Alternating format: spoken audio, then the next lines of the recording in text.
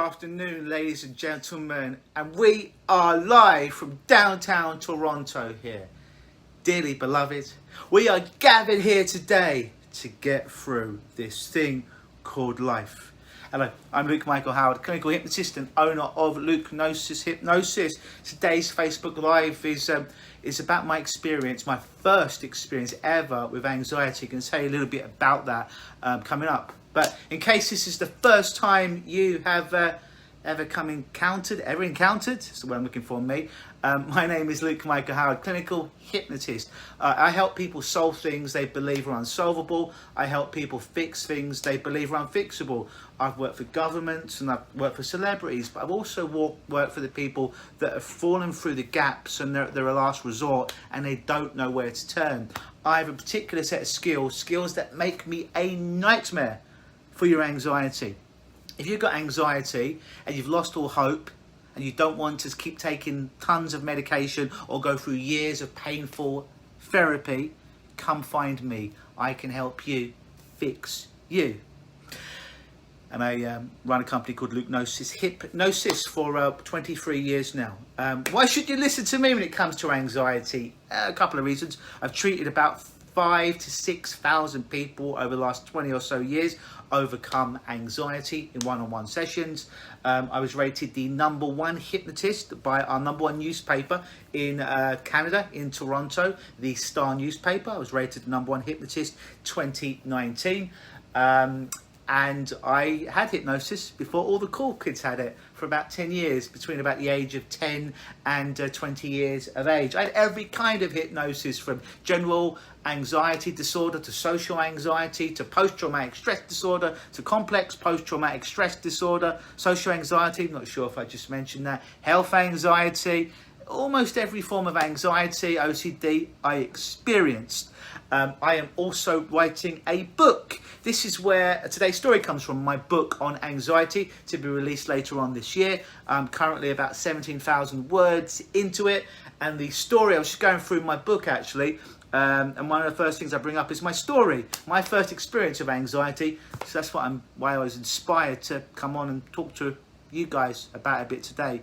If you just join me, the rules of engagement are this: you get me for free.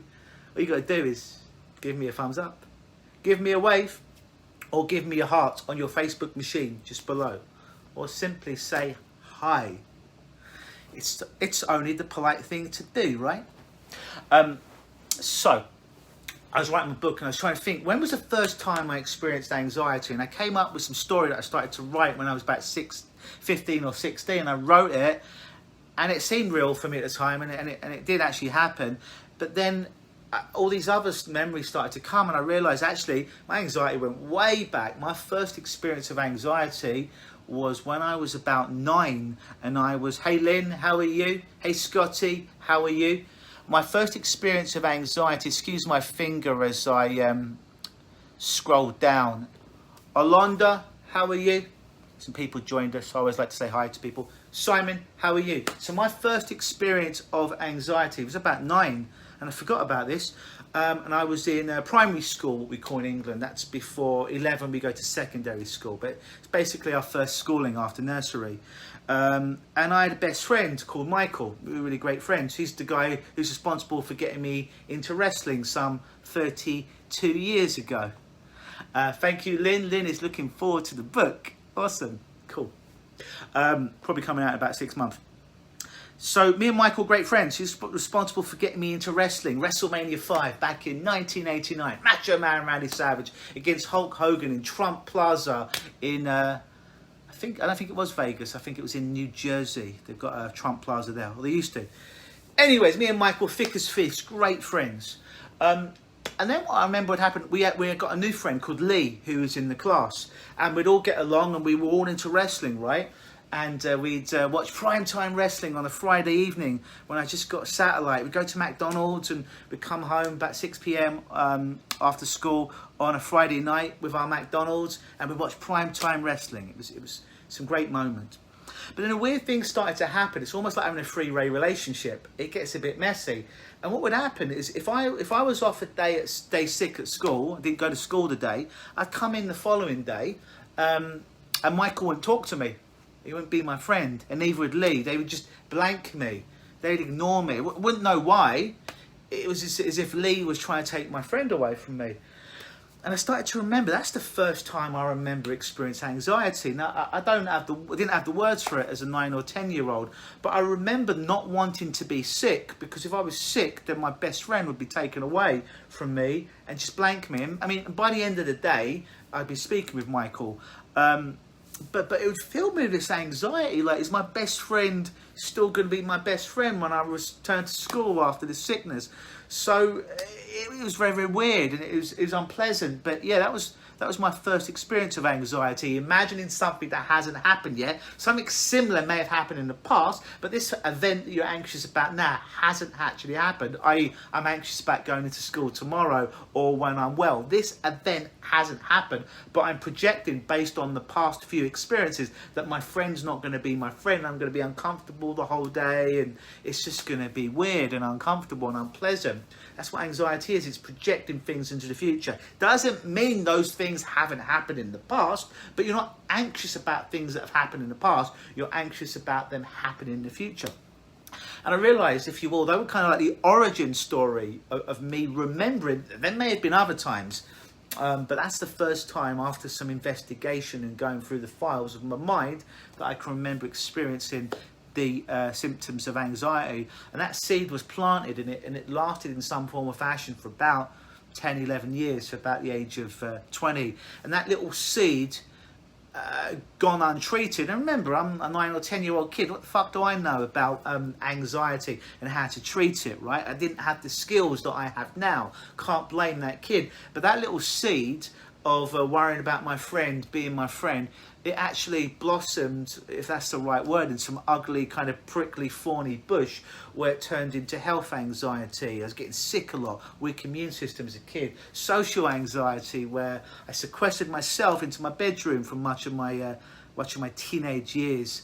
And it manifested in post-traumatic stress disorder for violent events that happened to me when I was younger. Complex post-traumatic stress disorder, which is how I define it, as a bunch of little, almost paper cuts that you can't find the origin point, but lots of little paper cuts, lots of accumulative damage over many, many years. Not one big specific thing like post-traumatic stress disorder, but many, many little events that add up, that you're not quite sure why you feel so bad, other than you do, and you go into emotional flashbacks, not necessarily visual. Visual flashback, an example of this is, I'm a soldier, I've been traumatized by a war, had to kill people, had to see my comrades, my friends, my brothers die beside me. I know why I'm scared of big bangs, because it makes me, even if I'm traveling down Toronto and I hear a car back up, I get that visual flashback of bombs going off in Afghanistan. An example of a flashback, right? A bad flashback. Emotional flashback is, I don't know why I'm feeling bad. Nothing really bad has happened to me today. Everything in my life is okay. Could be better, sure. Could be worse. Not really bad. Why am I feeling so shitty? Why am I feeling so bad? Why is it I'm walking down the street and I was just feeling amazing? Nothing has happened in my physical world from the moment that I was in my home to the moment I left. I haven't received a weird text message or anything like that. Nobody's died. I haven't lost my job or my girlfriend. But I'm feeling bad. I don't know why I'm feeling bad. That's complex post-traumatic stress disorder. Again, like millions of little paper cuts, accumulation over time, where certain things you'll just do, you'll feel bad, but you won't know why you feel bad about them. Hey, Scotty. Yeah, so that's complex post-traumatic stress disorder, and it manifested into OCD, obsessive compulsive disorder. Yes, the mechanics at the top are different, but at the bottom there's always, in my experience with working well over 5,000-6,000 people, there's always an element of anxiety. It also manifested in me into having sleeping problems, insomnia, if you will. And all insomnia is, when you boil it down, is basically taking anxiety to bed with you. So this little seed that, again, as a kid, didn't have those tools to deal with it, didn't even know what it was, of my friendship with Michael and being scared, being anxious, even though I didn't have that word in my vocabulary. That was the seed. That was one of the seeds. I don't know if it was the exact first one, but it's the first one I can remember in my intrinsic memory. But when untreated or without pulling that seed or that weed out, it manifested into a fucking ugly bush for many years of all kinds of psychological and physical trauma. So I just thought I'd share that with you today. It's in the first little bit of my book, and so you understand that I've been there. I have been there, but it's not enough that I've been there. This is why I don't necessarily like support groups. And what I mean by support groups is stuff like AA or NA. Now, hear me out. Hear me out before you go, oh my God, Luke, you're terrible. You're saying this is not right for me. Hear me out. I like a support group if the support group was, I'm an overeater. Example, right? I used to be. And let's say I'm in a room full of 20 other overeaters that have successfully overcome it for a period of time and no longer do that behavior, and they can teach me the way to be healthy. That's an amazing fucking support group. I can heal. I can get better by osmosis from that. That's great. That's a support group I'd want to be a member of.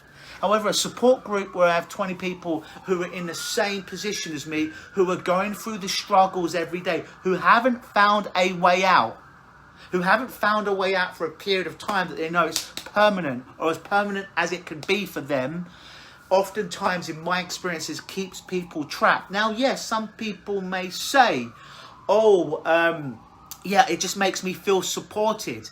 It may make you feel comfortable that other people have your problems. If you want to feel comfortable with your problem, keep going. But if you fucking want to heal from it, you need to be around people that have experienced it and overcome it. So those are the kind of support groups that I like. And those are the ones that I'd set up. Are people, let's say it's people that experienced over drinking. They experienced over drinking and they stopped. And they haven't overdrank for, 1 or 2 years. They've overcome it. And now you're in a room full of people like that. Definitely that they can help you. If it's people that are struggling and they're falling off the wagon, for example, each day, not meaning to pick on people that have alcohol as a vice, and they're all struggling, then you're going to see a room full of people that are not succeeding because they're all in the same boat. You don't need to be in the same boat. You need to be on the shore, because when you're on the shore, you can grab the rope of that boat and you can start to pull that in and help the people that want to be helped. As Scotty says, like attracts like. Thank you, Scotty. If you just joined us, give me a thumb up, give me a wave, or simply say hi in the box below. But yeah, that was just my origin story of anxiety. Then I went off on a tangent, as sometimes happens. If you've got any questions, I'm going to be here for another minute or two, as long as you want to ask questions. If you've got any questions about hypnosis, if you've got any questions about anxiety, put them in the comments below. If you're there live now, I will answer. If you're watching it on the replay, still leave it, and I will endeavour to answer all of your questions. But that being said, I'm going to go and train now and lose some of the weight I gained from my... I had my cheat meal. I have about a cheat meal once every 6 days now, from about 6:30 p.m. to about 12 midnight. My cheat meals last night, so I follow like very strict like fasting protocols and keto kind of diet, because me and carbs, we don't get along, or we get along too well. Anyways, yesterday was my cheat day, cheat night. It's not even a cheat day anymore. Guess how much weight I gained in my cheat night in 6 hours? How much weight do you think that I gained? Put your comments in the comments box below. How much weight do you think I gained in 6 hours? Put it in your comments below. I'll give you 5 seconds before I reveal it. Whoever guesses the exact right number wins a free session with me, and I'm fucking expensive. Get ready. 5 seconds to put the correct number in. If you put the correct number in, you can work with me for an hour for free. Too slow. I gained 9 pounds. I gained 9 pounds in 6 hours. Now, that used to worry me. It doesn't anymore, because it'll be gone in a day or so. Too slow, Scotty. But it will be gone in a day or so. But because my body is lactose carbohydrates and the water that binds to it, so it will bloat me up for another couple of days. So that's my record. 9 pounds in 6 hours. Interesting. 2 pounds. No, it's a lot higher than that, Lynn.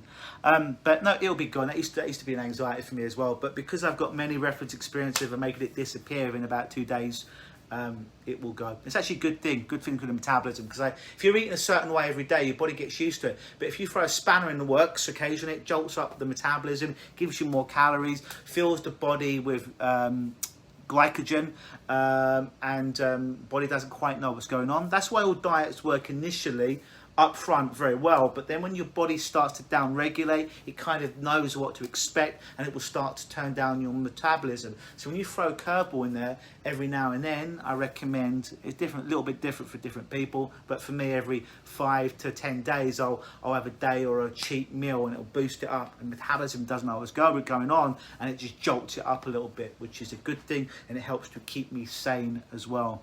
Hey Amanda, how are you? If you just joined us, give us a wave. Give us a thumbs up, give us a heart. But that being said, I'm gonna go on my day and burn some shit now, calories. I'm not a pyro, what do you call it, an arsonist that's gonna burn down buildings. I'm not gonna do that, but no, I'm gonna burn some calories. So have a great day, wherever you are, night, evening, afternoon. Enjoy your weekend, be safe.